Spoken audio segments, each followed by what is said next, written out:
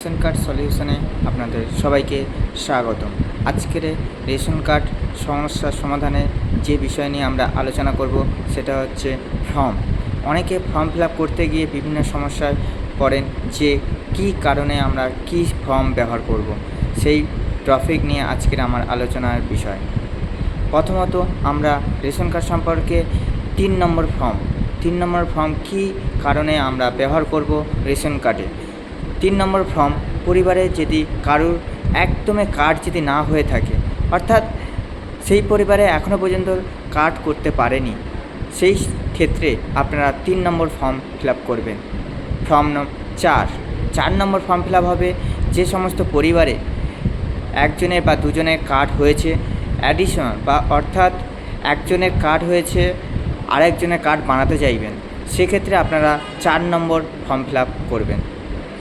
Form 5 এই 5 নম্বর form ব্যবহার করা হয় সাধারণত নাম সংশোধন, বয়স এবং অ্যাড্রেস জন্য আমরা 5 নম্বর ফর্ম ফিল আপ করব।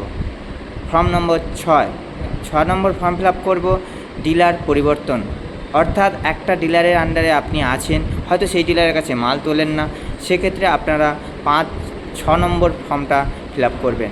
ফর্ম 7 নম্বর ফর্ম ফিল আপ করবেন শুধুমাত্র তারাই যদি কার্ডটা বন্ধ করতে চান, অর্থাৎ কেউ মারা গেছে, সেক্ষেত্রে আপনি কার্ডটা বন্ধ করতে পারেন, অথবা আপনি সেই কার্ডটা অন্য কোনো কারণে, অর্থাৎ এক জায়গা থেকে অন্য জায়গায় যাচ্ছে, সেক্ষেত্রেও আপনি সিলিন্ডার করে দিতে চাই, সেক্ষেত্রে আপনারা 7 নম্বর ফর্ম ফিল আপ করতে পারেন।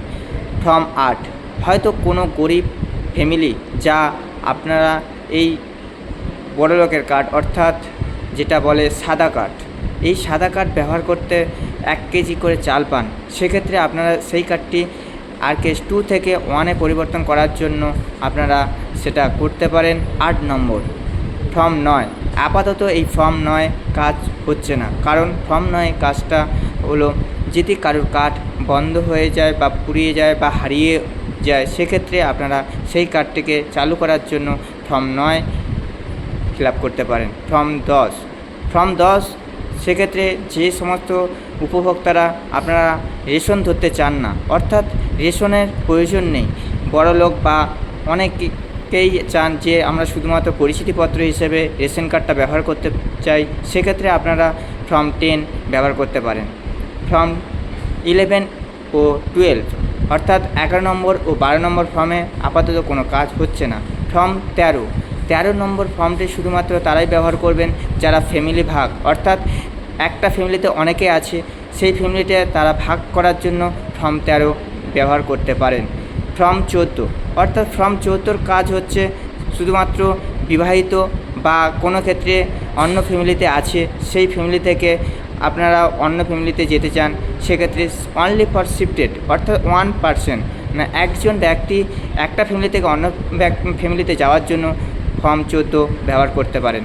ফর্ম 15 ব্যবহার করার কারণ সেটা নমিনি ক্লেম, অর্থাৎ কেউ এখানে থাকছে না বা সে অসুস্থ, মাল ধরতে যেতে পারছে না, রেশনের জন্য অসুবিধা হচ্ছে, সেক্ষেত্রে আপনারা 15 নম্বর ফর্ম ব্যবহার করতে পারেন।